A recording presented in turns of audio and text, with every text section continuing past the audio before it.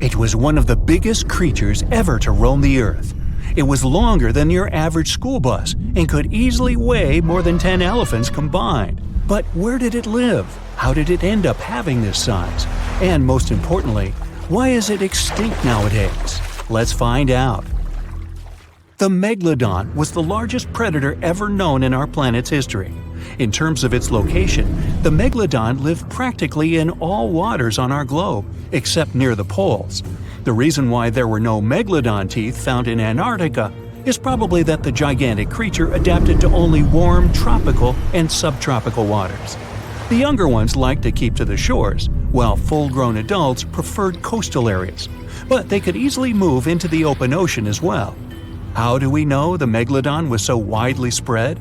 We can only presume, based on the fact that they discovered the most northern fossils off the coast of Denmark and the most southern in New Zealand.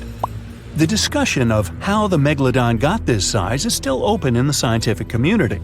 They recently found out that not all the specimens from this fascinating species reach the same huge size.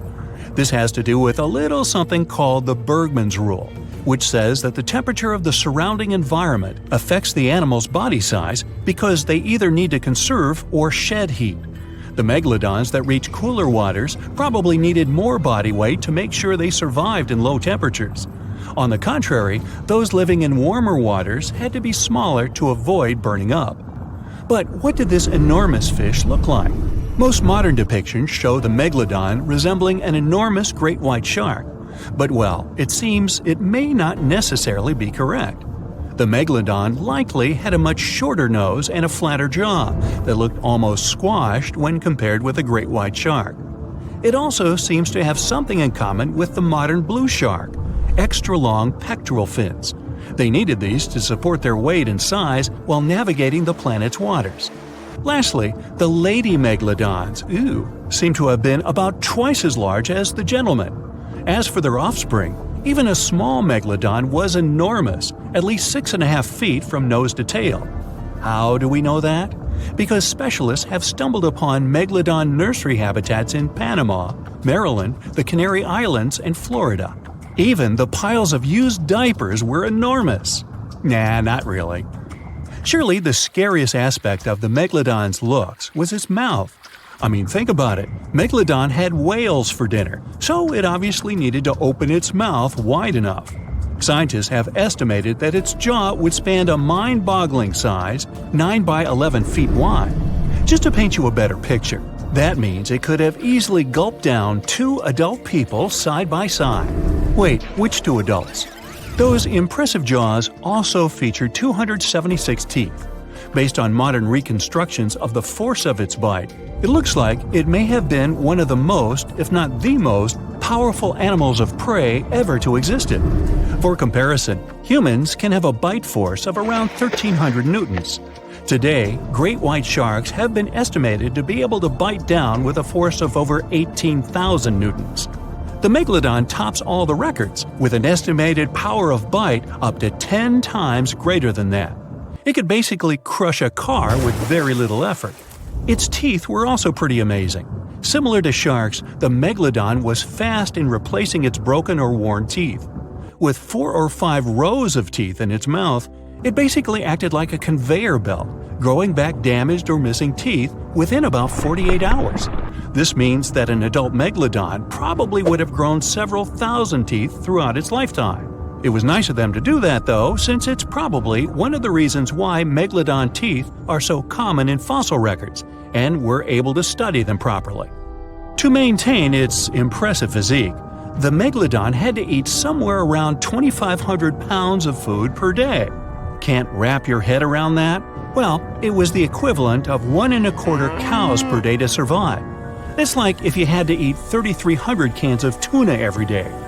I've used the word megalodon a lot, but have I mentioned where it comes from?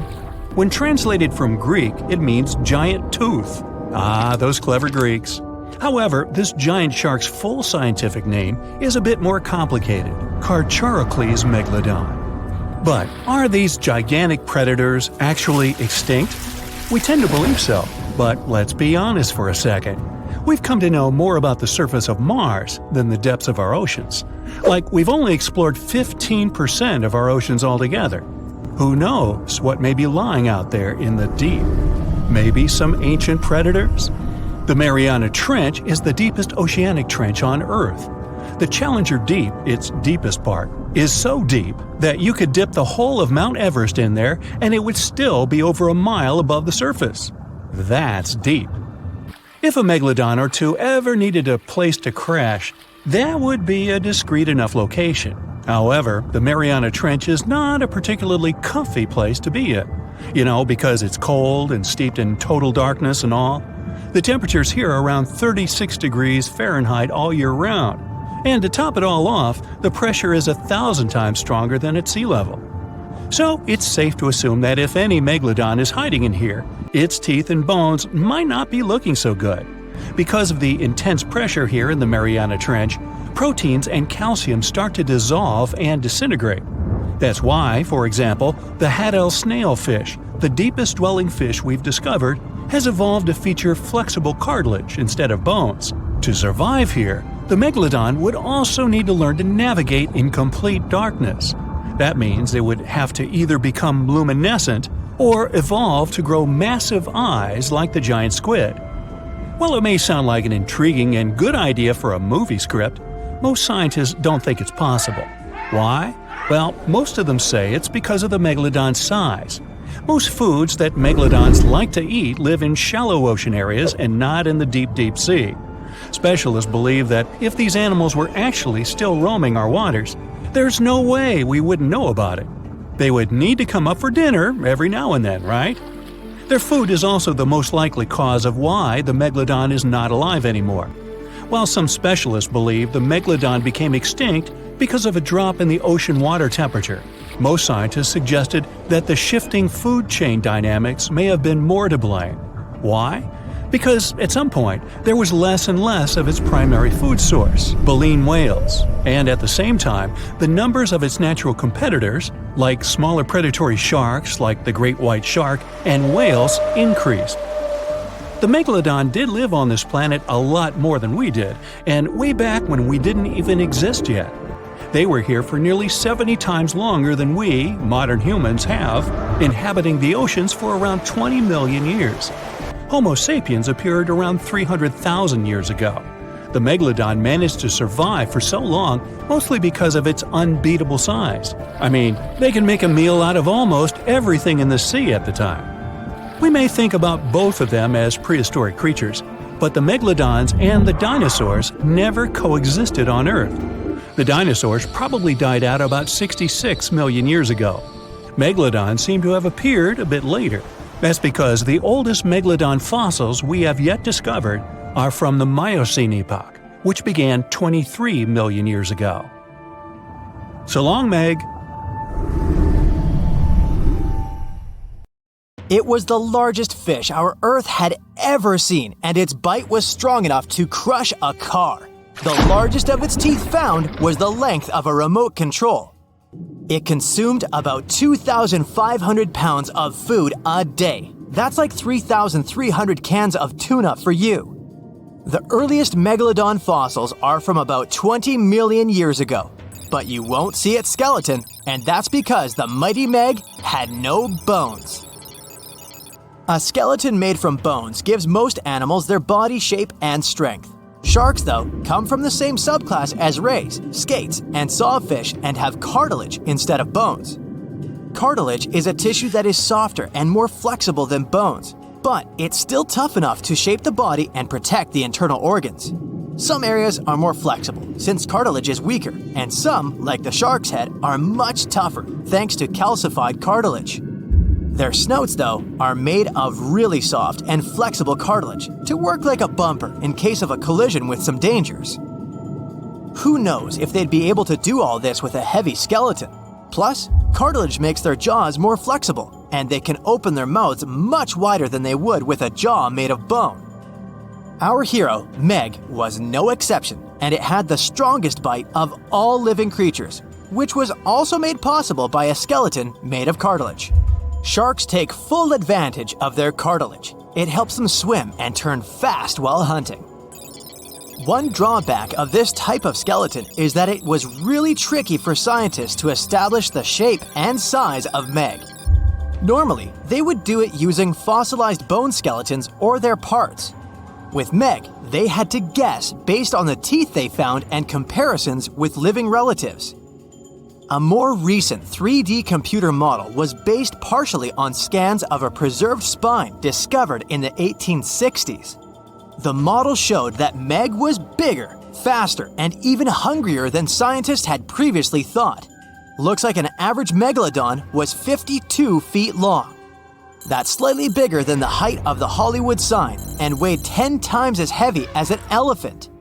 There were also much bigger creatures. Scientists still aren't sure how the megalodon got this size. The fact that there were bigger and smaller Megs probably has to do with a little something called Bergmann's rule.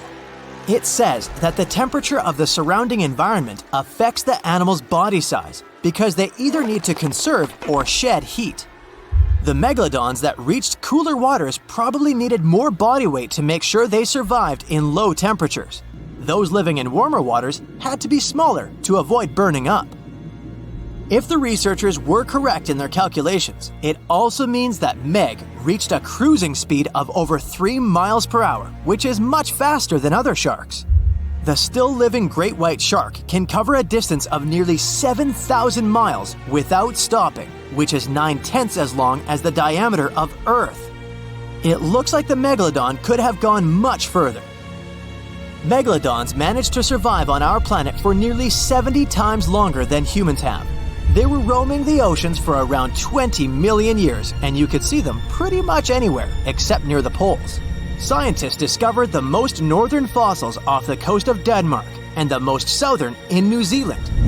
The reason why there were no megalodon teeth found in Antarctica is most likely that these adapted to only warm tropical and subtropical waters. The younger ones like to keep to the shores, while full-grown adults preferred coastal areas, but they could easily move into the open ocean as well. When our planet went through a period of global cooling and drying, and the seas began to freeze around 3.6 million years ago, there was less and less room for Meg to thrive. Much of their prey, like smaller whales, seals, and sea turtles, disappeared or relocated to waters that were too cold for our hero. And at the same time, the number of its natural competitors, like smaller predatory sharks, like the great white shark, and whales increased. This shifting food chain dynamics could have been even more dangerous for the Meg than the cold ocean water. You're used to seeing them on the big screen as heartless monsters, but these huge sharks were actually loving and caring family guys. Scientists discovered several megalodon nursery areas in Florida, Maryland, Panama, and off the coast of Spain.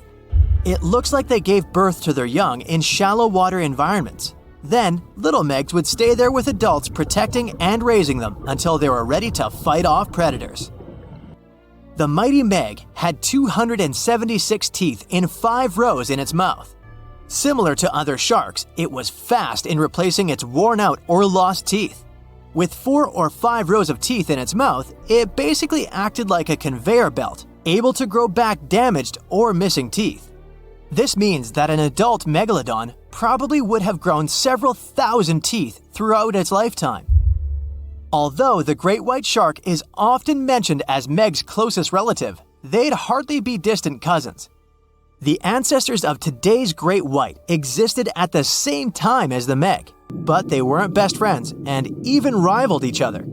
The great white shark wouldn't win in a head-to-head fight with a Meg, but it was a better hunter using its smaller size and agility to snap up the giant's prey quickly.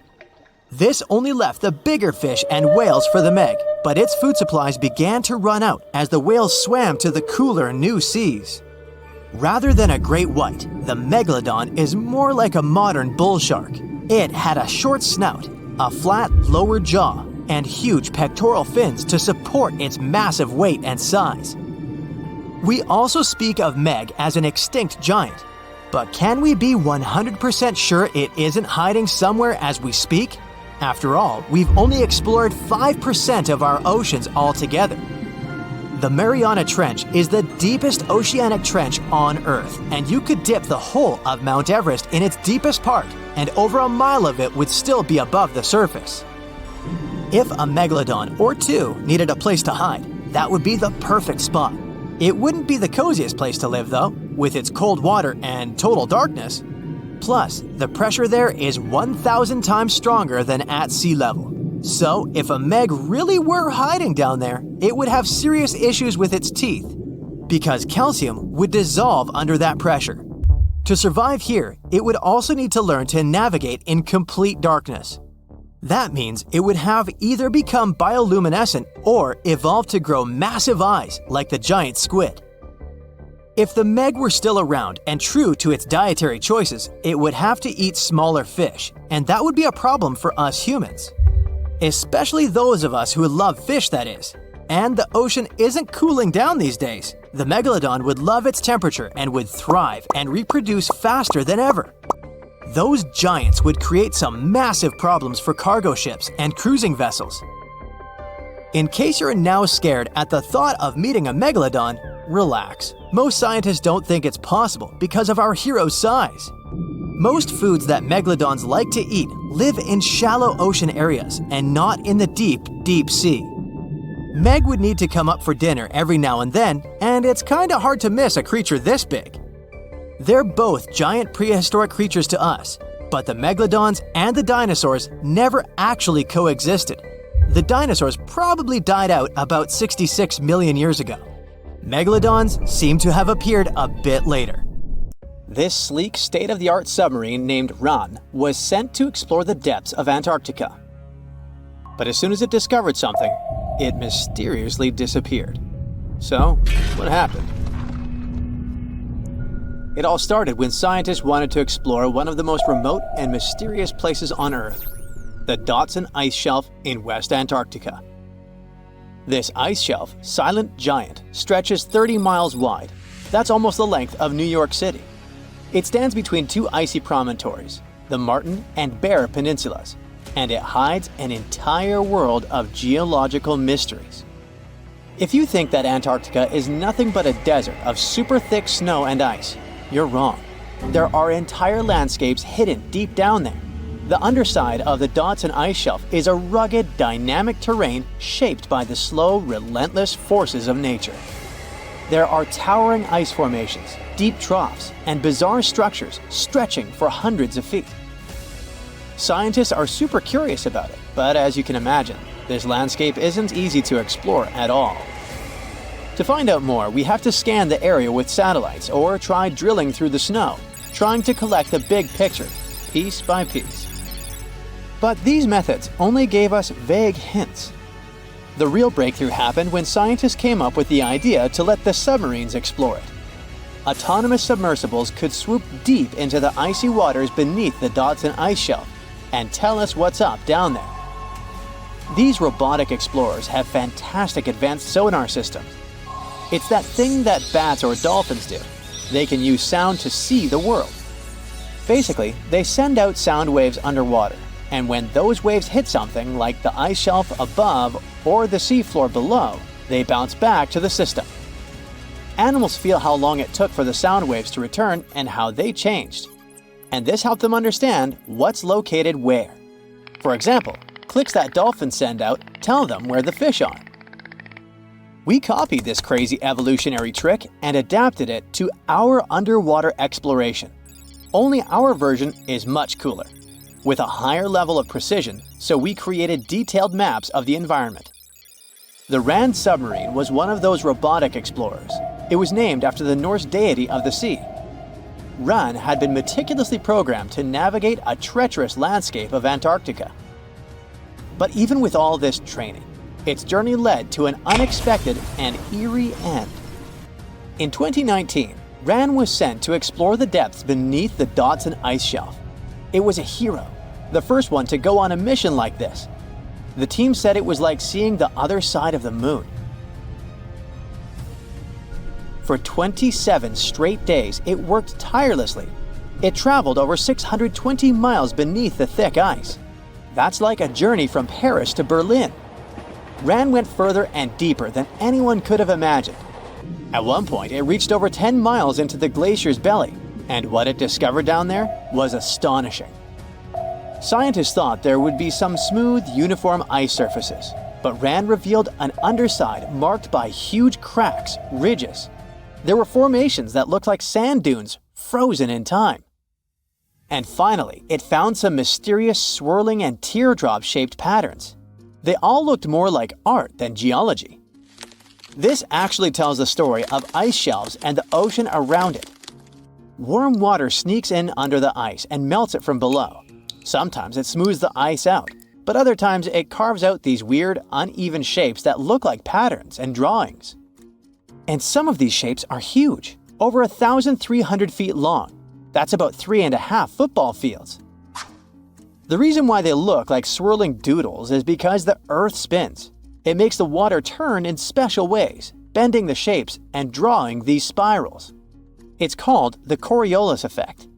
Imagine you were on a merry-go-round and tried to throw something like a ball. It would go in a curve, not a straight line. Same thing happens with the water on Earth. Later, scientists found similar patterns in other Antarctic ice shelves, though they weren't as epic as the ones under Dodson. But Ran also discovered something horrifying. Turns out that these warm waters, aside from being great artists, are also a huge danger. The Dodson ice shelf isn't just hanging out serenely on the sea. It's part of a very delicate system and acts as a protective barrier that holds back huge glaciers in West Antarctica. The ice shelf is floating on the ocean, but it's still connected to the land. As warm water sneaks underneath it and the ice melts, the Dodson can't hold on to the land as tightly anymore. The protective barrier starts to weaken, and this lets the glaciers behind it move faster into the ocean. When those glaciers flow into the sea, they add more water, which could cause sea levels to rise, eventually changing our coastlines. Ran stumbled upon huge pockets where the ice was melting at alarming rates, all due to powerful underwater currents. It was like seeing a ticking clock on the glacier. The stakes were high, but luckily the submarine was ready. This time, it managed to return. And then, it worked for 5 more years, helping scientists with tons of useful data. The missions were daunting. There could be periods where Ran slipped into the pitch-black cavity beneath the glaciers, spending 24 hours without communication. But it was mapping every peak and every valley. It gained experience from over 40 missions below ice. Then, in early 2024, Ran went on a mission to the Thwaites Glacier. The mission was bold from the start. This place is also ominously referred to as the Doomsday Glacier. It's called that because it's slowly melting and has the potential to raise sea levels worldwide if it collapses, causing catastrophes everywhere. That's why Ran was dispatched to explore its underbelly, a place that had never been mapped so intricately before. The idea was to uncover the glacier's secrets, study how rapidly it was melting, and why. This was Ran's second time exploring Thwaites. During the previous visit, it became the first sub to ever map the glacier's underside. Ran was exploring the depths from 650 feet to 1,650 feet. It sent a lot of data about how the Doomsday Glacier was slowly melting due to warm ocean currents. But while venturing into these icy depths, something went wrong. Out of nowhere, Ran vanished. Without warning, without a trace. One moment it was sending back crucial data, and the next, it had slipped into the abyss. No distress signals, no final transmission, and it didn't return to the point it was supposed to. People sent extensive searches, helicopters soared overhead, drones buzzed through the frozen skies, but no sign of the submersible emerged from the glacier's grasp. After a while, Ran's batteries would certainly run away. So at this point, it had definitely been swallowed by the abyss beneath 1,500 feet of ice. That was a huge and sad loss for the scientific team. The scientists at the University of Gothenburg are now looking to replace Ran and continue their important research under Thwaites. To this day, scientists have no idea what happened to it. Some say it may have been trapped in the ice.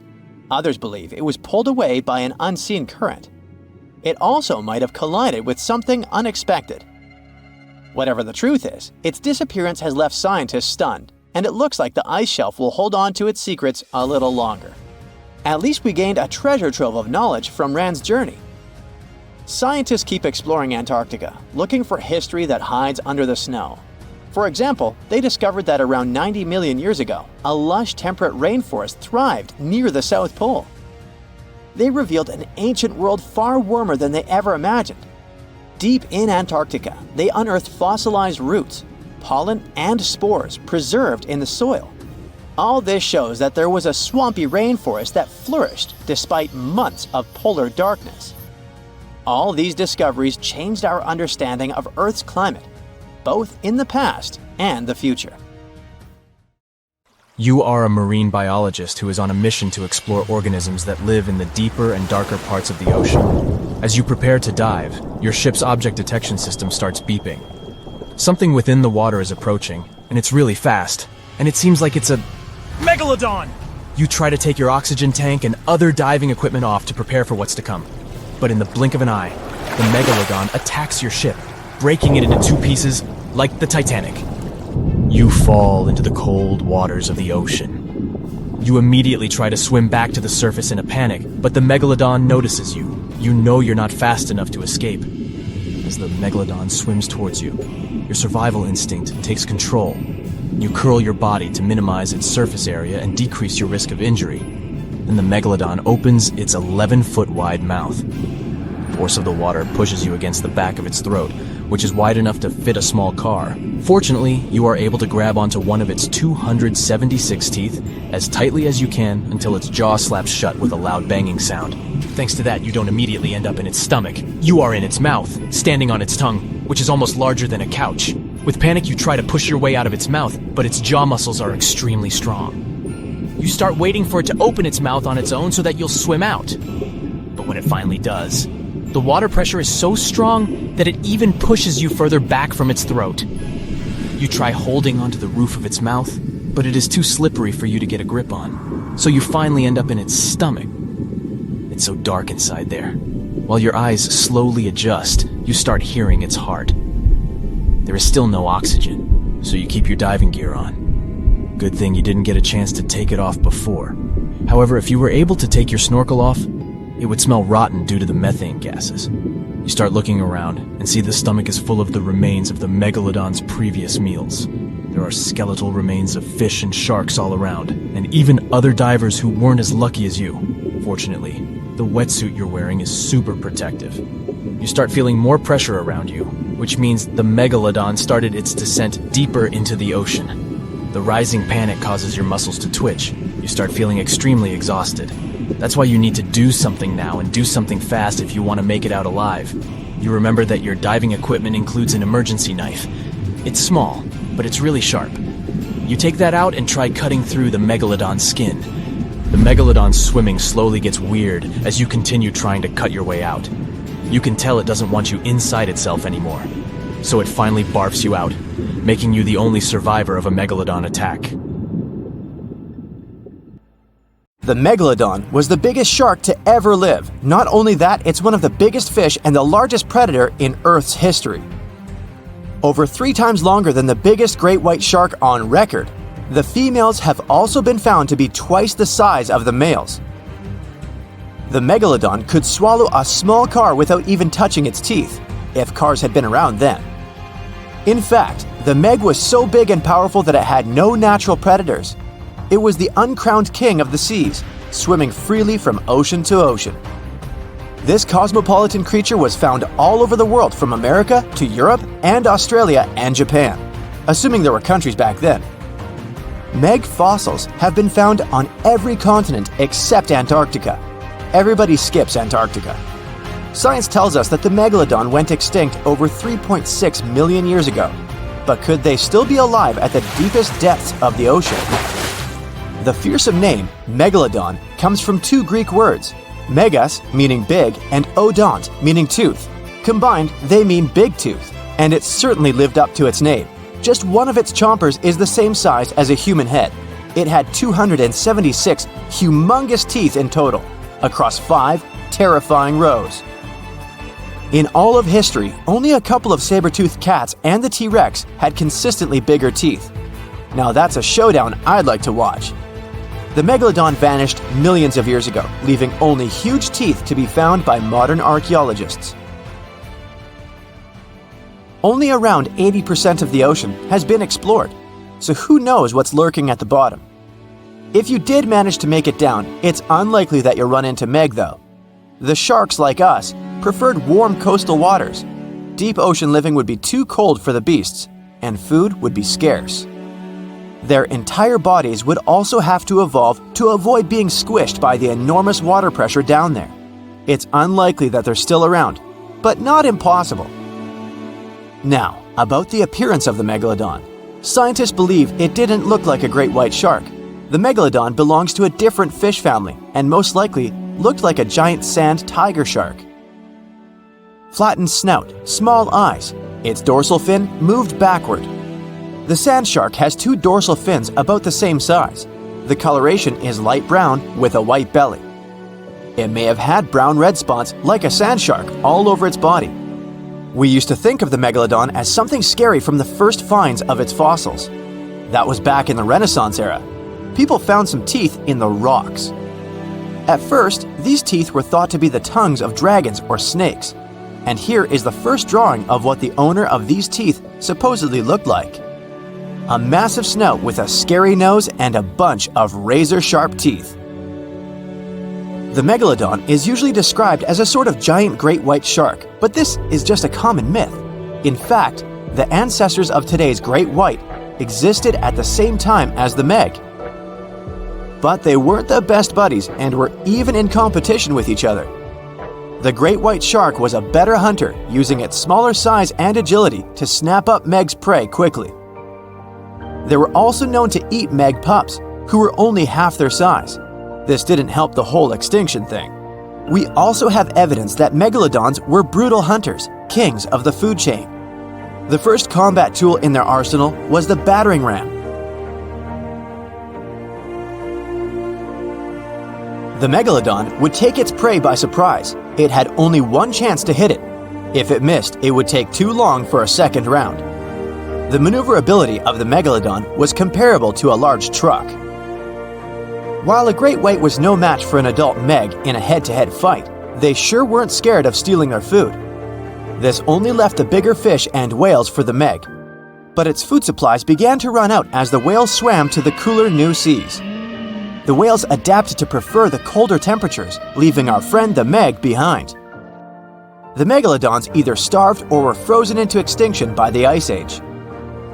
Rather than a great white, the Megalodon is more like a modern bull shark. It had a short snout, a flat lower jaw, and huge pectoral fins to support its massive weight and size. As scary as they are, these sharks were actually caring family guys. Several Megalodon nursery areas have been discovered in Florida, Maryland, and Panama. They gave birth to their young in shallow water environments. We know this from discovering loads of tiny Megalodon teeth found in these areas. I wonder if they had nannies too. But how come there are so many Megalodon teeth out there for us to analyze? Due to their messy, aggressive eating habits, sharks regularly lose their teeth. They lose a set of teeth every 1 to 2 weeks. That's 40,000 teeth in a lifetime. They must rake in a fortune from the tooth fairy. Because of this, their teeth were continually raining down to the ocean floor. Luckily for us, they're also the hardest part of the shark skeleton, which is why so many teeth have survived and become fossilized. It's fair to say the first discoveries of the Meg's teeth confused people. Early discoverers thought that the Meg's teeth were petrified tongues of ancient serpent creatures. They even used to call them tongue stones. It's also a common myth that the Megalodon was around at the same time as the dinosaurs, although this would have been pretty cool. The dinosaurs were wiped out around 66 million years ago, but the Megalodons came much later. The oldest Meg fossil is only around 23 million years old, but it's tricky to pinpoint the exact date. After all, calendars weren't invented yet. They became extinct way before humans even evolved. The earliest Homo sapiens, which is a fancy name for the first humans, emerged about 2.5 million years ago. But what if the Megalodon shark didn't go extinct? Whale populations have dropped drastically since these guys were last around, so there'd be way fewer whales for them to chomp down on. Whales have also gotten a lot smarter and learned new defensive moves, making them way harder to take down. It's estimated that they ate around 12 tons of food each day. The Kraken is a colossal squid, a legendary sea monster, the biggest hunk of calamari you ever saw. And if this monster had existed, the world would have changed beyond recognition. The Kraken has powerful tentacles, solid muscles with suckers at the end. They're impossible to escape. The Kraken can break a ship in half, or just pull it down into the depths. But the worst thing about the Kraken is its size. According to old sailors' stories, its size is almost 10 soccer fields. Hey, maybe the Kraken could play soccer. The Kraken legends said the monster was so giant that sailors mistook it for a small island. In past centuries, it would have been impossible to defeat such a beast. If the Kraken existed in reality, it might have had offspring. Yeah, in all the world's oceans, there would be giant monsters that could sink any ship. It's unlikely that the Kraken would have competitors in its habitat, so its population would grow strongly. Since the Kraken is enormous, it would need a lot of food, so the population of other large sea animals would fall significantly. Blue whales, great white sharks, other giant squids, all the big sea creatures would be endangered. The Kraken belongs to the cephalopod genus. This species includes squid and octopus, some of the most intelligent creatures on the planet. The Kraken is a skilled hunter and will never fight in the open. Colossal squids live in deep waters, and they have the largest eyes among all animals. The squid's eye is the size of a dinner plate. Thanks to this, they can see their prey from far away. Similarly, a Kraken would spot the ship much sooner than sonar could pick up the Kraken. It would always have the drop on you. Well, that's not good. In 1857, a squid beak was discovered on the coast of Denmark. Other huge squid remains were found in the Bahamas, and then scientists were convinced that gigantic squids existed. While colossal squid have been officially discovered since then, it's been more than 100 years and we still don't know what the max size they can grow to. The fact is, colossal squids are one of the most elusive creatures on Earth. They live in the depths of the ocean where it's challenging for scientists to reach. Any dive to a greater depth requires powerful, bulky equipment. Underwater bathyscaphs and cameras make a lot of noise and light, which squids notice from afar. They flee before we can see them. It's difficult to say if these huge squids were the size of a small island, but the truth is, we've only studied about 5% of the ocean. It may be that in its depths, monsters much more terrible than the Kraken swim.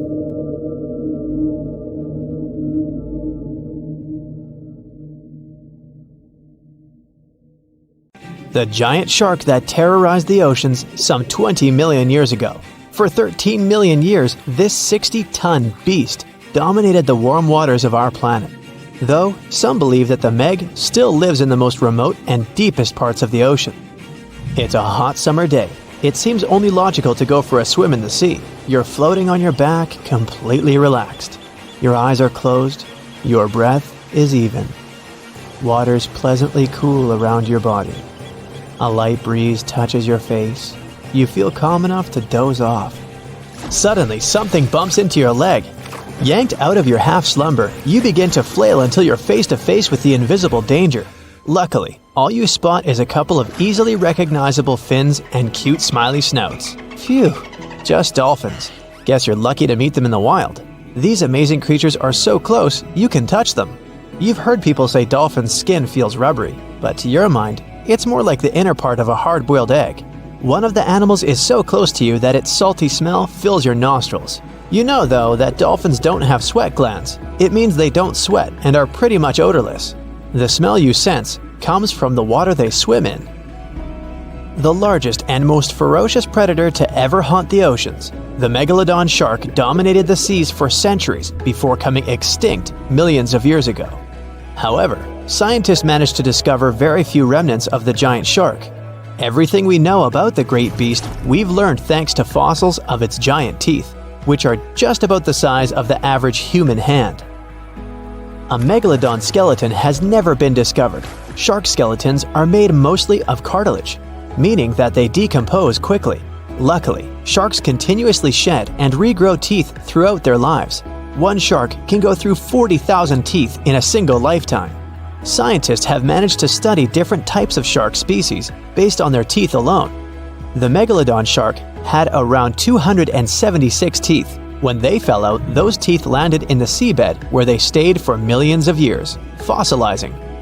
Scientists found those teeth, and they're the only real record we have of the megalodon's existence. Megalodon teeth have been discovered all over the world. It means that unlike other marine animals of its time, the megalodon was intercontinental. Even today, most sharks and marine animals tend to stick to one sea or ocean. The megalodon shark swam freely around the world, moving between tropical and subtropical waters. Megalodon teeth have been found in every continent apart from the freezing cold waters of Antarctica.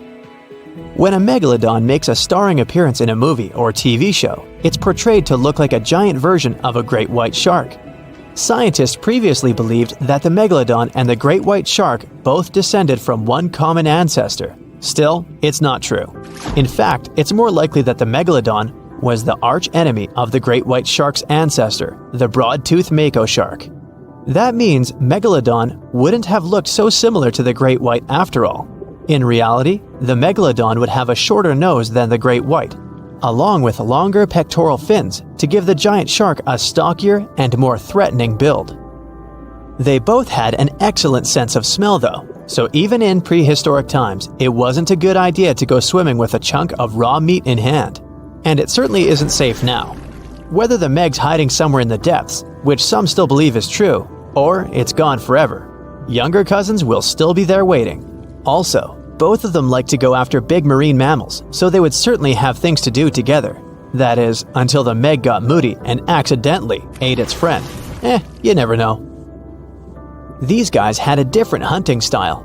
Great whites prefer to dive straight towards their prey and find its softest spot, like exposed legs or underbelly. Sometimes, an entire tooth would be found embedded in a bone of some bigger animal, such as a whale. Without the main parts they use for swimming, poor sea animals were then helpless and unable to escape. Yet whales were just a smaller part of Megalodon's diet. Seals, sea cows, squids, dolphins, other sharks. The good old Meg probably wouldn't say no to some random school of smaller fish swimming into its mouth either. Nothing better than a good snack after a big tasty dinner. Even those giant turtles weren't safe with their thick shells. The Meg probably took them as a dare challenge on a daily basis. Scientists have used computer simulations to try and work out the hunting style of the ancient shark. Using this technology, scientists have discovered that the Megalodon's attack style was very different from that of modern-day sharks. Modern sharks dive straight for their prey's most vulnerable spot, for example, the soft underbelly of a seal. The Megalodon's teeth were uniquely suited to biting through tougher areas of cartilage.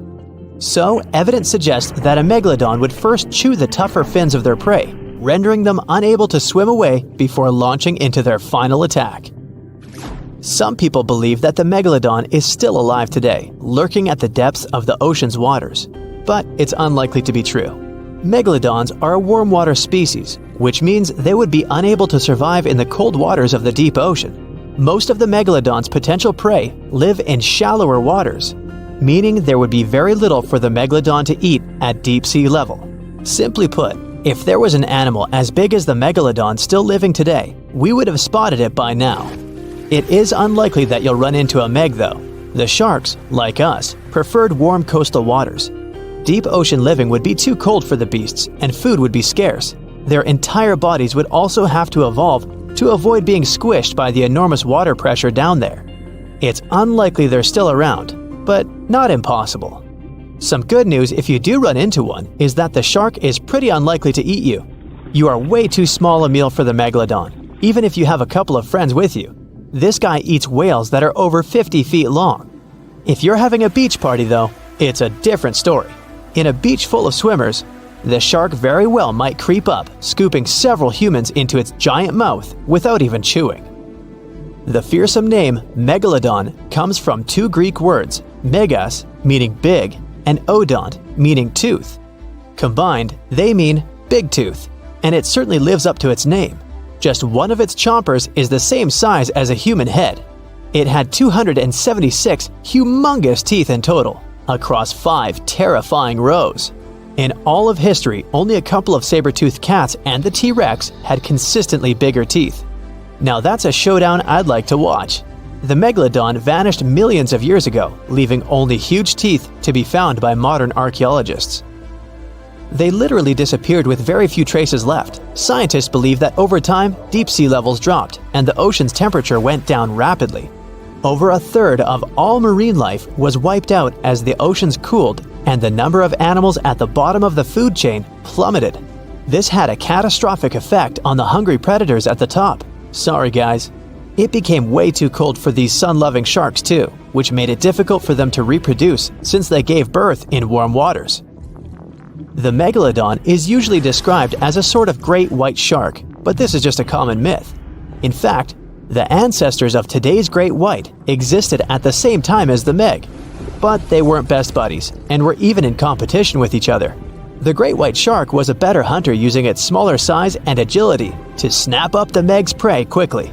They were also known to eat Meg pups, who were only half their size. This didn't exactly help the whole extinction thing. While a great white was no match for an adult Meg in a head-to-head fight, they sure weren't scared of stealing their food. This only left the bigger fish and whales for the Meg, but its food supplies began to run out as whales swam to the cooler new seas. The whales adapted to prefer the colder temperatures, leaving our friend the Meg behind. The Megalodons either starved or were frozen into extinction by the Ice Age. Rather than a great white, the Megalodon is more like a modern bull shark. It had a short snout, a flat lower jaw, and huge pectoral fins to support its massive weight and size. As scary as they are, these sharks were actually caring family guys. Several Megalodon nursery areas have been discovered in Florida, Maryland, and Panama. They gave birth to their young in shallow water environments. We know this from discovering loads of tiny Megalodon teeth found in these areas. I wonder if they had nannies too. Wanna high-five a sea creature? Well, put your hand up for the Tasmanian red handfish. This fish doesn't swim like a fish. It walks. It uses its flipper-like hands to stroll around on the ocean floor. These bottom walkers are disturbed by swimmers and boats a lot. Some people even want to take them home as pets. I think it's better to just give them a wave and swim on by. The vampire squid.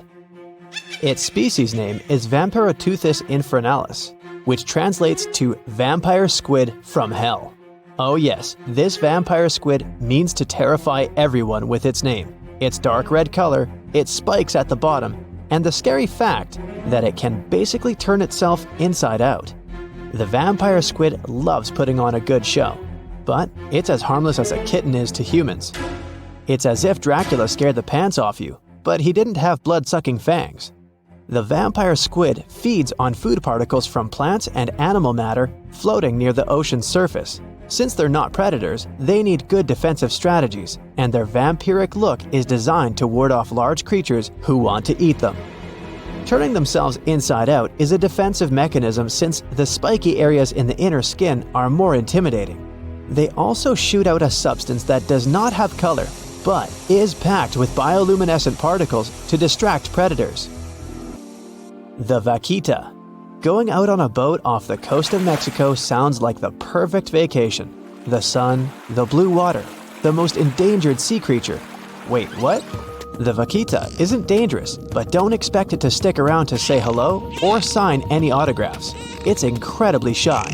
This little cow, that's what it means in Spanish, is one tiny sea mammal. With those black markings around its eyes, it looks more like a sea panda to me. Seeing one should make you feel very special. They're on the brink of extinction, mostly because they got caught by accident in fishing nets. It's estimated that there's only 10 left in the wild. The blue dragon. This little creature looks like something out of a kid's fantasy movie. It's called the blue glaucus. casually referred to as the blue dragon or blue angel. It can be found in many places, the Atlantic, Pacific, and Indian Oceans. It's kind of a mollusk and it only grows to be about an inch long. What you think is the back is actually the mollusk's bright underbelly. It regularly floats on its back so that its blue colors help it camouflage with the water's waves. The blue dragon isn't just pretty, it's also smart. It usually feasts on Portuguese man-o'-wars, also known as Physalia physalis. The blue dragon stores their stinging cells for later use, in essence, stealing their defensive mechanisms. When the blue dragon is threatened, it releases those stinging cells it stored, directing them at an enemy to sting them with more power than the Portuguese man-o'-war would have been capable of. As they can store a huge amount of stinging cells, they can be a threat to humans. So, if you find one, don't pick it up. It's best to admire it from a distance. The barrel-eye fish.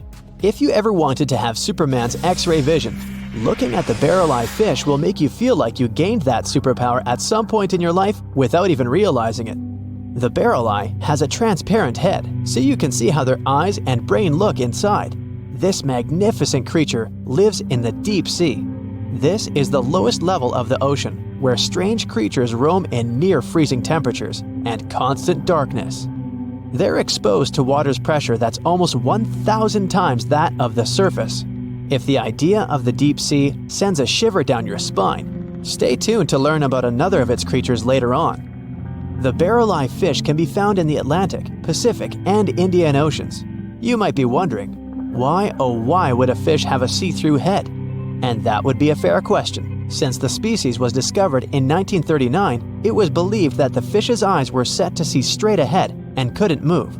So it was assumed that they had tunnel vision. Scientists Bruce Robinson and Kim Reisenbichler from the Monterey Bay Aquarium Research Institute recently discovered that the fish can move its eyes vertically to see through the top of its translucent head, thus noticing if there are predators or prey nearby. The transparent head also allows more light to enter so they can detect prey better. It's believed that the barrel-eye fish eats jellyfish and small fish species. If you dive in the ocean at night, you might be lucky enough to see how orange ball corallomorph blooms in the dark. But make sure to be quick because as soon as you turn on your flashlight to take a good look, it will retract its tubes back into itself. The Megalodon. The whale shark isn't the biggest shark known to humans. If the entire shark species were a kingdom, the prehistoric Megalodon would be the ruler of the sea. Megalodon roamed the ocean a long time ago. About 15.9 to 2.6 million years back between the early Miocene and late Pliocene eras.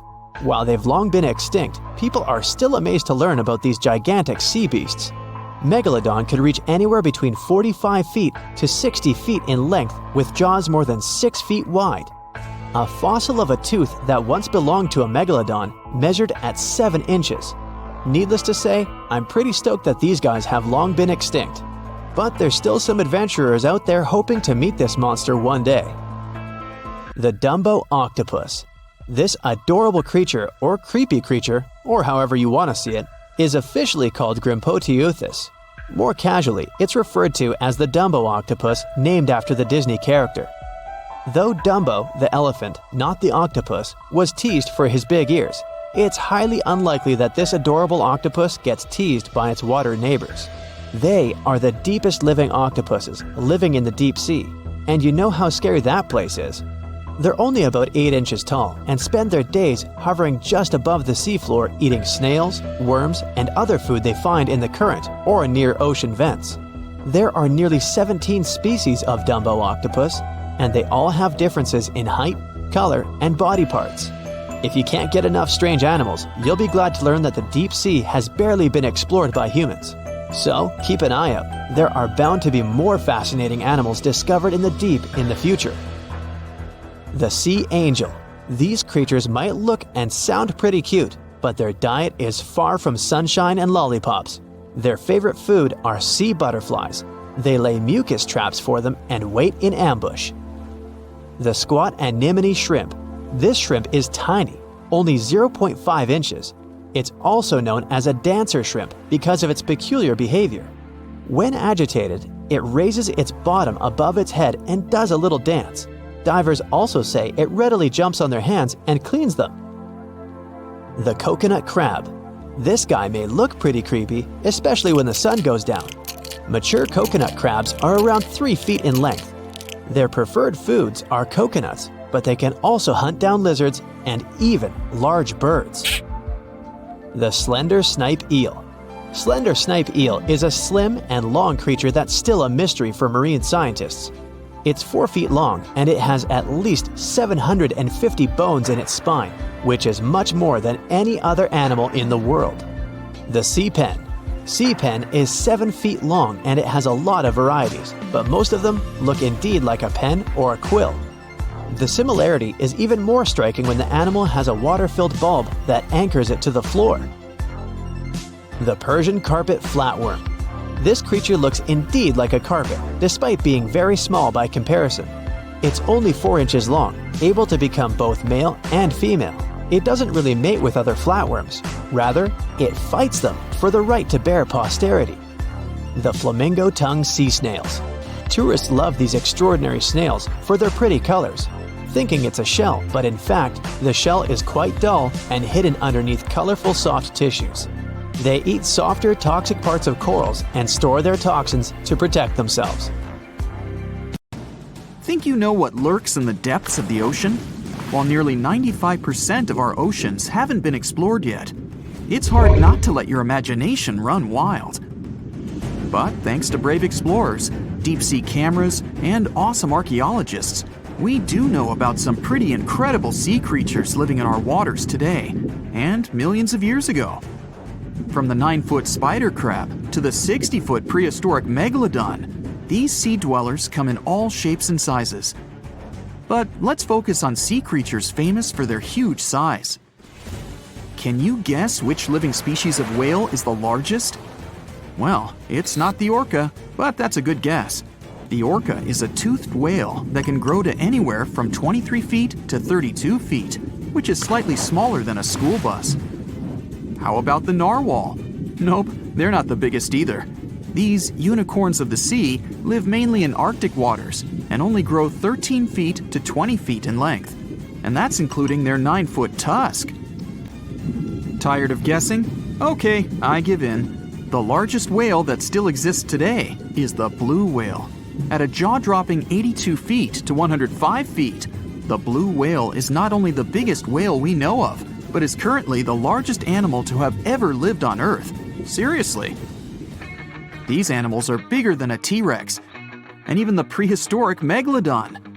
If you were to put a blue whale next to a school bus, it would look like it could swallow it. Think about that. According to National Geographic, a blue whale's tongue can weigh the same as an elephant. And their hearts can weigh as much as a car. That doesn't even sound possible. It's no wonder these giants need to eat about 4 tons of krill every day. While there aren't too many animals living today that can compete with the blue whale's epic proportions, there is an entirely different species that is a good contender, and it's not quite what you would expect. It's a jellyfish. No, I'm not talking about the little jellyfish that wash up on the shore and ruin a perfectly good day at the beach. I'm referring to the lion's mane jellyfish, the biggest jellyfish around. This invertebrate can grow up to 120 feet long. They also come in different gorgeous colors like red, purple, or even shades of orange. As if their length wasn't impressive, the lion's mane jellyfish boast a whopping 8 sets of 70 to 150 tentacles. That means they can have up to 1,200 in total. And here's the giant oceanic manta ray, the largest type of ray in the world. Their wingspan can be longer than a bus. These guys can reach 30 feet in length. They also have the biggest brain compared to body size among all fish. Unlike their stingray cousins, mantas don't have venomous tails. And while the lion's mane jellyfish and the blue whale are yet to be beaten for the longest sea creature, there is one marine creature that can grow even larger in length. The Portuguese Physalia physalis, tentacles and all, can reach a length of 165 feet long, and that's according to mentalfloss.com. While this thing may look a lot like a jellyfish, It's actually known as a siphonophore, and there are hundreds and sometimes thousands of them that are genetically identical. Their long tentacles help the organism catch prey, and its sting is fatal to most animals, even humans in some cases. What's even creepier is that if one of the tentacles comes off the organism for whatever reason, it can float around the water for days before decomposing. Even if it's detached, this tentacle can still sting you. But don't go running out of the ocean just yet. Your chances of being hurt by a Portuguese Phacelia phasalis sting are pretty slim. However, if you do get stung, the side effects aren't pretty, with welts, stomach cramps, an elevated heart rate, and an upset stomach. While you don't want to go anywhere near these long creatures, they sure are pretty to look at. Check out all those colors. The Shastosaurus is the biggest marine reptile that has ever existed. These predators lived during the late Triassic period, about 210 million years ago. These amazing giants could reach lengths of up to 69 feet and weighed more than 75 tons. This made the Shastosaurus as heavy as a blue whale. And if you could stand this creature up vertically, it'd be as tall as a 7-story building. Despite appearances, the Shastosaurus was actually pretty slim for its size. Its ribcage was only 6 feet across.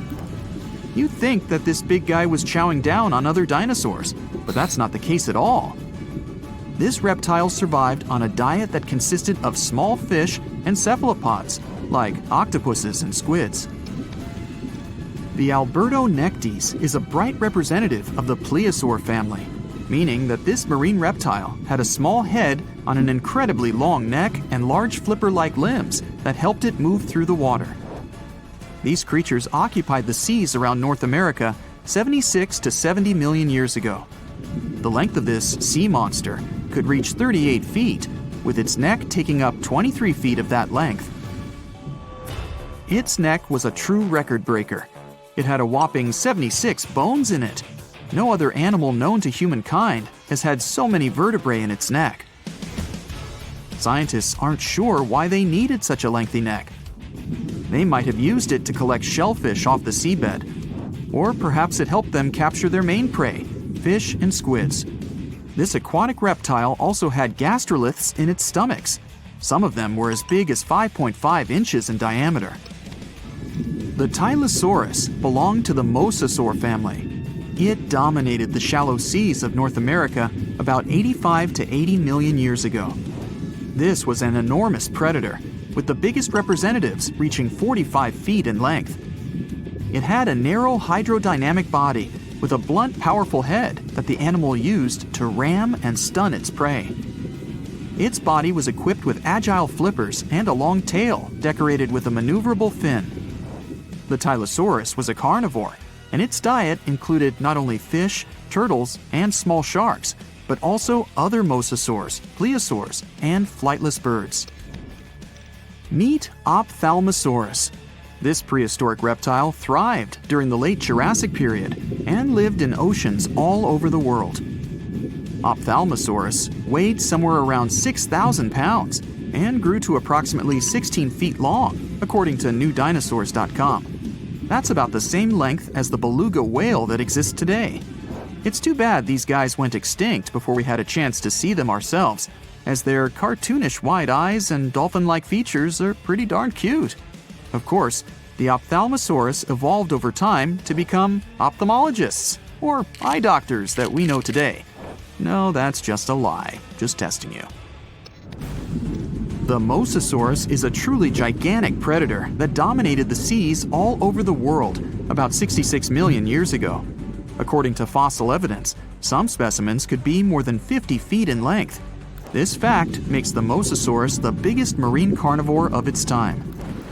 One of the most terrifying things about this creature was its crocodile-like head, decorated with literally hundreds of razor-sharp teeth, neatly organized in 2 rows on both jaws. The thing is that it was pretty challenging for the Mosasaurus to grab its prey in the water. That's why it had all these teeth, plus something special: pterygoid teeth anchored to the bones on the roof of its mouth. This made hunting and holding onto its prey much easier. The Styxosaurus belonged to the plesiosaur family and lived during the late Cretaceous period, around 85 to 70 million years ago. Upon first glance at this dinosaur, you might mistake it for a sea snake, and it'd be an honest mistake. Styxosauruses were about 35 feet in length, but over 16 feet of that consisted just of their long snake-like neck.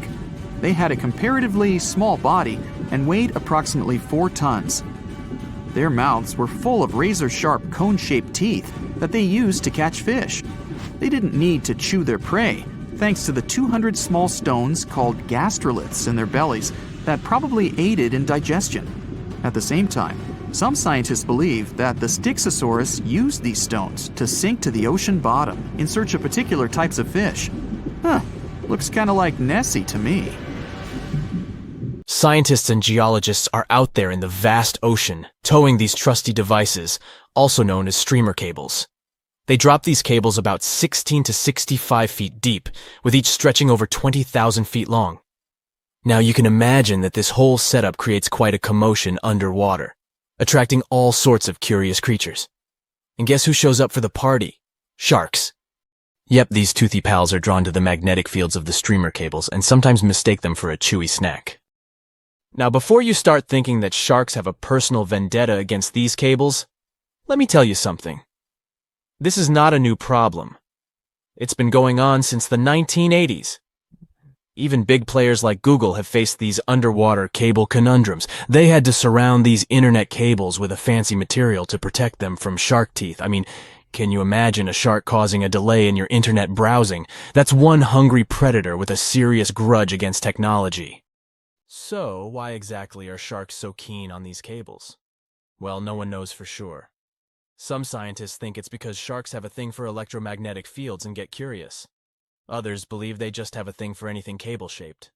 It's not all sharks that cause such problems, but which of them are the troublemakers in this aquatic tale? Well, it depends on the depth of the cables. For example, when it comes to a particular depth, the bull sharks seem to be the mischief makers.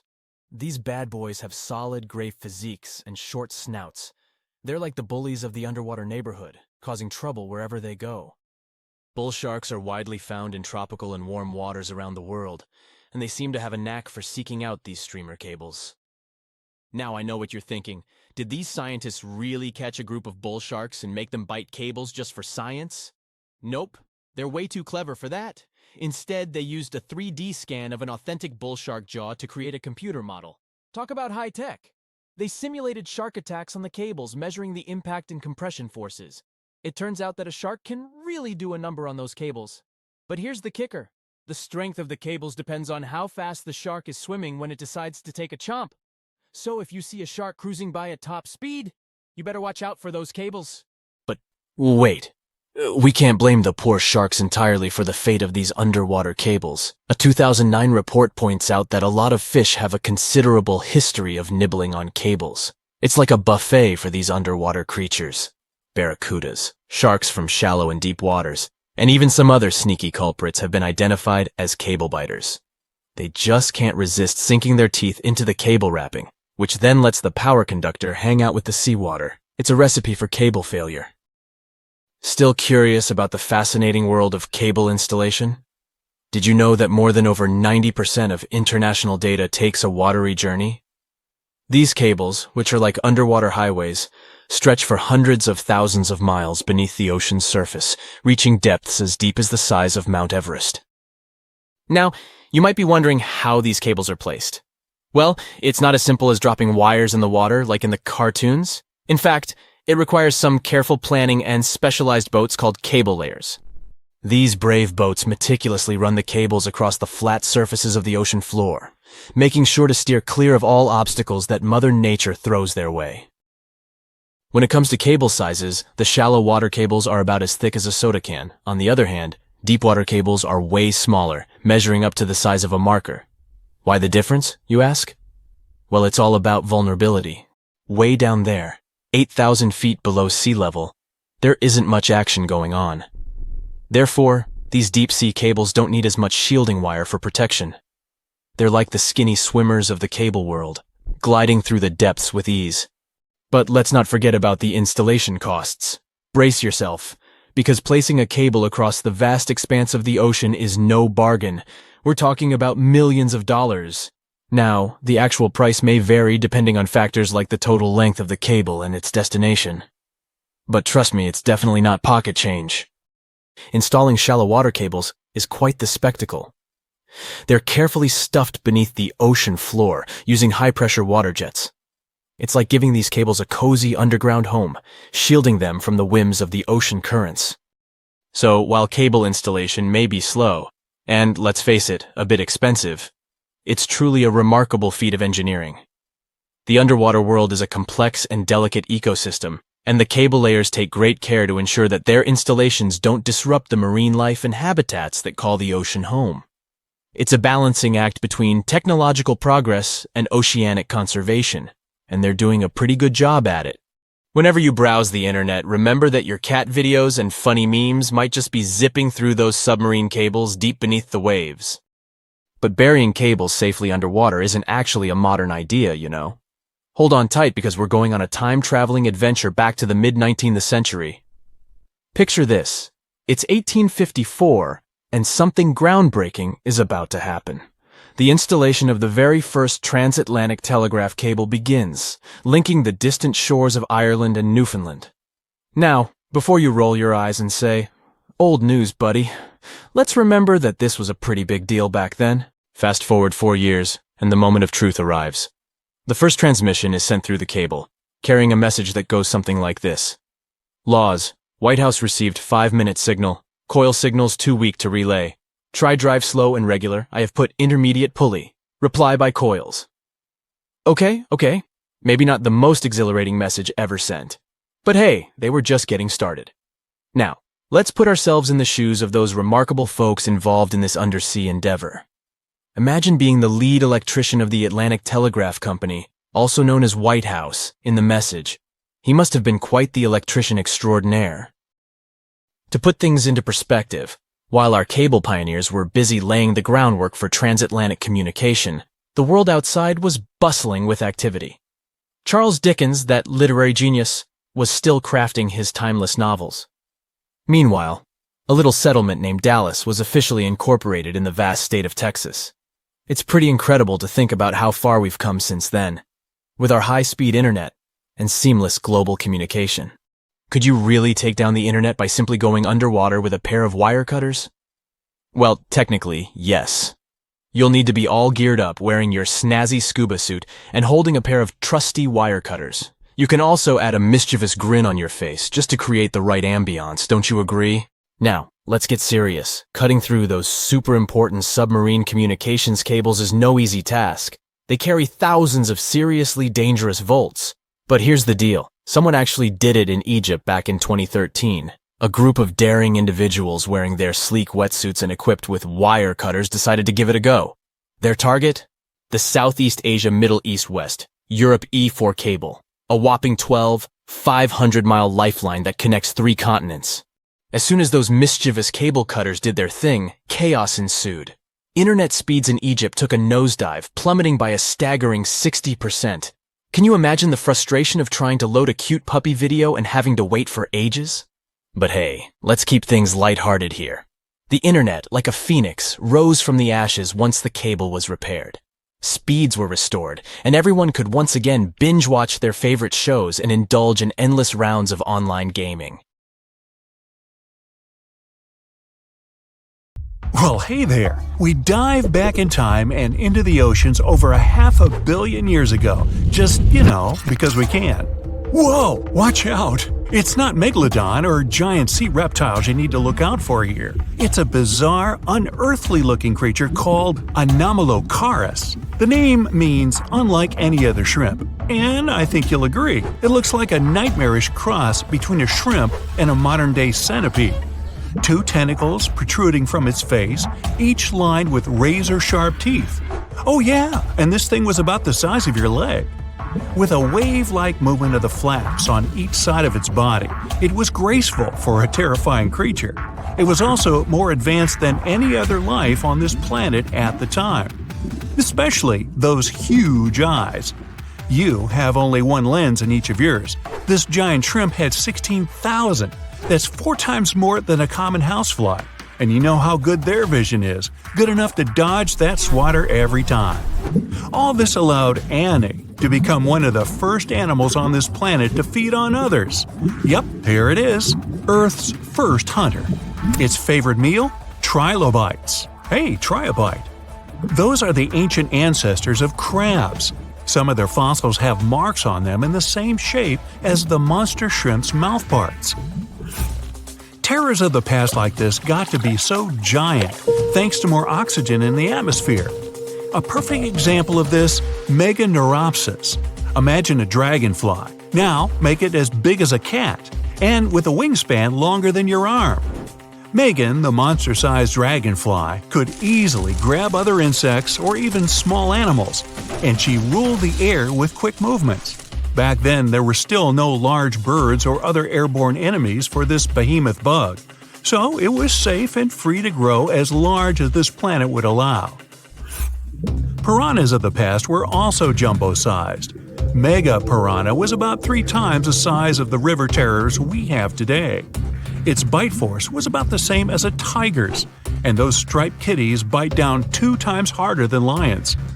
That means it probably not only dined on other fish and any land creatures that, got too close to the water, but it could also easily crunch down on large turtles and other unlucky shelled creatures. And fun fact, modern-day piranhas bark like dogs when they're about to enter a confrontation. It actually sounds more like a frog's ribbit. But makes you wonder, what did this mega-sized ancient cousin sound like? A bear roaring? How about giant sea scorpions the size of your bed? Go back about 460 million years and you'd see them swimming under you. And watch out for that tail. Scientists still don't know if these creatures could use it to inject venom like your standard land scorpion, but something tells me I wouldn't want that thing anywhere near me. Then there's this guy, Therizinosaurus. Terry looks sort of like a goose with long arms. Oh, and did I mention this goose dino is about 2 stories tall and longer than a bus? Yow! Its arms make the T-Rexes look even more bite-sized, each 8 feet long, almost triple the length of T-Rexes. And on the end, razor-sharp claws the size of your whole arm. Now, don't worry about those lengthy claws too much, though. Terry probably used them to cut through giant termite nests. So, this huge reptilian goose was more interested in eating bugs and plants. Another mega monster for you, Megatherium. The giant ground sloth could look a giraffe straight in the eye and weighed as much as a hippo. It moved mainly on its hind legs and used its massive tail as support. He had huge paws with colossal knife-sized claws. The sloth could use them to defend itself from enemies and to bend tree branches in search of food. But the biggest danger to the giant ground sloth wasn't dinosaurs or saber-toothed tigers, it was our own species. Yep, humans showed up just in time to meet this fellow, and to, eat him up. Titanoboa was a terrifying 50-foot snake, as long as the great Megalodon itself. It was also more than 2 times heavier than the heavyweight champion among snakes today, the green anaconda. Crocodiles were a regular on this serpent's menu. Titanoboa could swim 3 times faster than the fastest Olympic swimmer our species has ever seen. It was quicker and more dangerous in the water than outside it. And don't forget the boa part of its name. This massive snake wasn't venomous. Instead, it liked to squeeze. Remember that giant shrimp from earlier? Well, Opabenia looks like its teeny-tiny finger-sized cousin. And instead of 2 toothy tentacles, this thing had a vacuum hose coming out of its face. On the end of that trunk, what looks like a single crab claw. Add 5 eyes and a mouth under its head, and you've got a recipe for something not of this planet. Only it is. This creature used its trunk like an elephant does. Its claw grabbed food from the bottom of the ocean and brought it up to its mouth. This thing is so weird-looking that, apparently, when the scientists who discovered it presented his findings to an audience, they all laughed as if he were joking. Now, a real-life monster, the Tully monster, From a distance, it looks a bit like Nessie, that long neck and teeth-lined jaws. But get closer, and you'll see it's more like a long nose with a mouth attached at the end, like a mosquito. Its eyes are further back, sticking out of tubes all snail-like. Tully was an ancient mollusk, about the size of your forearm. It probably dined on jellyfish and shrimp 300 million years ago. Thylacus smilus will put a smile on your face as long as you don't get too close. No, it's not a relative of the saber-toothed tiger. It was a marsupial, making it more related to a kangaroo than anything. And if you compare them to body size, its fangs were actually longer than a saber-toothed tiger's. And they grew continuously. As for that beard on its chin, that's actually all chin. The lower jawbone grew down to a point under the mouth. Those fangs were rooted to the skull, going way back to its eyes. When the mouth was closed, that bony beard protected the long, sharp teeth from breakage. Staganapolis, not to be confused with Minneapolis, might look like a big crocodile with a squished-in snout, but it was mostly harmless. Its small head and very few teeth meant the reptile didn't have much to work with when protecting itself. That's what all those armored scales were for, and no need for huge fangs or long rows of razor-sharp teeth when you're a plant eater. That beak-like tip on its nose allowed the stag to dig up plants. So, really, this reptile was more like a 10-foot scaly pig than a croc. Basilosaurus was a type of ancient whale that lived on our planet about 45 million years ago. Not quite as long as a blue whale, but this guy was still big enough to munch down on other whales and even sharks. Some people believe these monsters could still exist today. Eyewitnesses claim to have seen a giant sea dragon, and Basilosaurus fits the description. Plus, 90% of our oceans are unexplored. There's plenty of space to hide a sea monster. But scientists haven't found any fossils of this ancient whale younger than 3.7 million years. So, this myth is busted. Stegosaurus is one of the most recognizable dinosaurs that ever lived.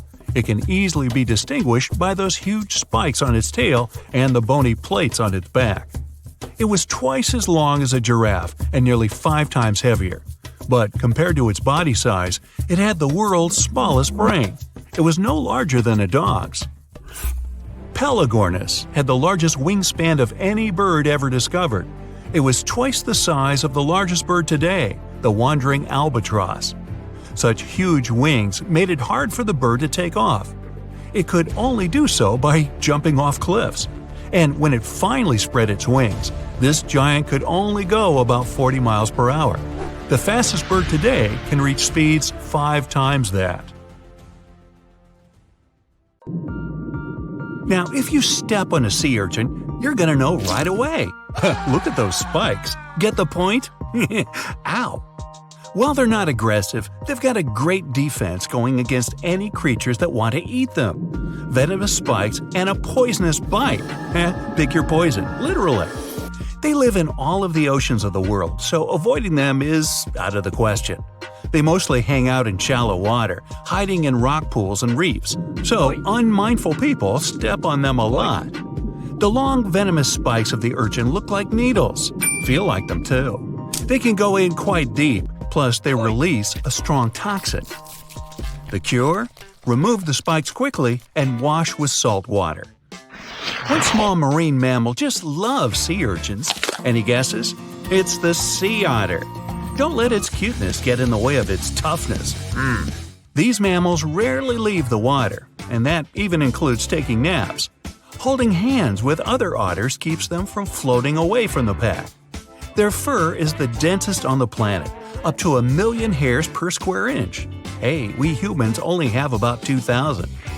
They're also good with tools. They can use rocks to hammer open shells. Hey, how else would you open a sea urchin? You ought to try it sometime. Stonefish aren't going to win any beauty contest unless the pageant is for Best Rock Lookalike. Their tiny unreflective eyes and rough skin blend in perfectly with their environment.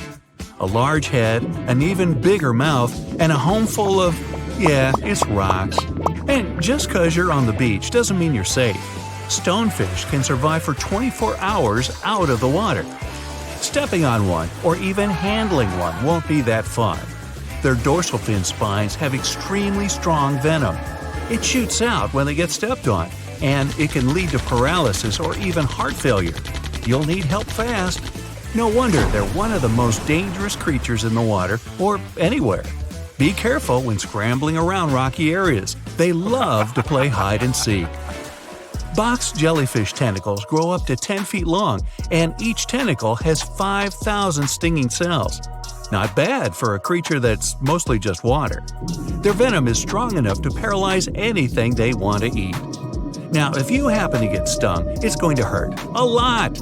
Its toxins contain proteins that affect the heart, skin cells, and even our nervous system. No wonder it's considered one of the most dangerous creatures on the planet. I wouldn't recommend using sunscreen, soda, coffee, or other older methods. They don't work. Your best bet is some good old-fashioned seawater. Looks like jellyfish are the rulers of the ocean, not sharks. Hey, look around your local rock pool. You might see this sweet little octopus. It's tiny and has blue rings. Cute. But don't fall for it now. This octopus wouldn't make a good pet. When provoked, the octopus will start flashing neon blue to warn everyone to stay away. And I highly recommend you do just that. Their venom is 1,000 times more dangerous than cyanide. There's also no known antidote for it. The best thing to do? Take a quick picture and walk away. Better yet, just walk away. Now, not even the octopuses are normal down under. I'll stick with my shrimp on the Barbie, mate. Do you see that large log near the ocean floor? Maybe it's part of an old ship, a treasure, gold, diamonds. Hey, I'm rich! As you get closer, you notice something. It's swimming. It's not a shark or a dolphin. It's a saltwater crocodile. Now, don't panic. If you bump into one of these reptiles in the sea, it's unlikely it'll think of you as food.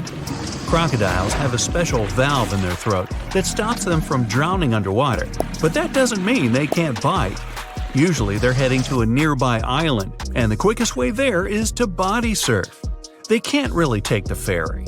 Watching one from a distance should be okay, just don't swim to shore right away. They love to ambush their lunch in the shallow water. If there's one time I'd like to see a great white shark, it's when I'm diving with crocodiles. They'll gladly take a crocodile-sized nibble, given the right motivation. Going out on a boat off the coast of Mexico sounds like the perfect vacation. The sun, the blue water, the most endangered sea creature? Wait, what? The vaquita isn't dangerous, but don't expect it to stick around to say hello or sign any autographs. It's incredibly shy. This little cow, that's what the Spanish means, is one tiny sea mammal. With those black markings around its eyes, it looks more like a sea panda to me. Seeing one should make you feel very special. They're on the brink of extinction, mostly because they get caught up by accident in fishing nets. It's estimated that there are only 10 left in the wild. The Galapagos Islands are legendary. Giant tortoises, blue-footed bobbies, Sally Lightfoot crabs, and red-lipped batfish. But if you've ever swum around there, you might have seen something really unexpected in the water. Iguanas, everywhere! These large marine reptiles eat the algae that grow on underwater rocks. They're strictly vegetarians. Yeah, I'll bet the fish are happy about that. A long, flat tail designed for swimming helps them move around, and sharp claws keep them on the rocks for their daily sunbathing sessions. But watch them closely. They sneeze a lot. They haven't got a cold or anything. They're sneezing out salt. A special gland keeps the salt out of their nose, and they've got to get rid of it somehow. Ooh, sounds painful. What's cool is that they don't mind us in the water with them. Because the islands have been so isolated, the creatures here aren't afraid of humans. Now, if picking up shells on the beach is something you like doing, make sure the shell you collect doesn't already have an owner. Snails are everywhere in this world, and they're mostly harmless to the touch. But there's always one, ruining it for everybody. Trust me, the cone snail is nothing like its land-based brothers. It's not vegetarian. There are over 500 species of this venomous sea creature, with a few that can really hurt you. These little snails are extremely vicious. They inject their venom through a harpoon-like tooth, and they don't even floss. They're capable of paralysis, blindness, lung failure, and even worse. Best give some respect to your backyard snails. You don't want them calling this thing in as a backup. Want to high-five a sea creature? Well, put your hand, up for the Tasmanian red handfish. This fish doesn't swim like a fish, it walks. It uses its flipper-like hands to stroll around on the ocean floor. These bottom walkers are disturbed by swimmers and boats a lot. Some people even want to take them home as pets. I think it's better to just give them a wave and swim on by. If you think starfish love getting their photo taken, does that mean you can communicate with starfish? If you could, this one would ask you to leave it alone. It's always grumpy. Unlike its washed-up relatives on the seashore, the crown-of-thorns starfish is large and dangerous. These creatures occur naturally on coral, like the Great Barrier Reef. Their venom's terrifying, even for humans. This sea creature is covered in poisonous spines that cause intense and immediate pain. It can last longer than 3 hours. So, what happens if you rub one of these things the wrong way? Nausea and vomiting. Not exactly ideal for getting that perfect Instagram pic. Pufferfish may look small and cute, but handle them wrong and it's game over. They're a huge hit at underwater birthday parties the world over. They can turn themselves into balloons. Funnily enough, not all pufferfish are venomous with sharp spikes. Some are smooth and adorable. But the nasty ones have a highly toxic substance inside their body. Which is weird because you could pay up to $50 for it at a restaurant. You ever heard of the Japanese delicacy fugu? It's venomous pufferfish on a plate. Young chefs spend years training to prepare it. But one wrong cut, and you can bet that customer won't be coming back. Ever. Sharks are the only animal immune to pufferfish toxin. Great. Another thing that makes sharks awesome.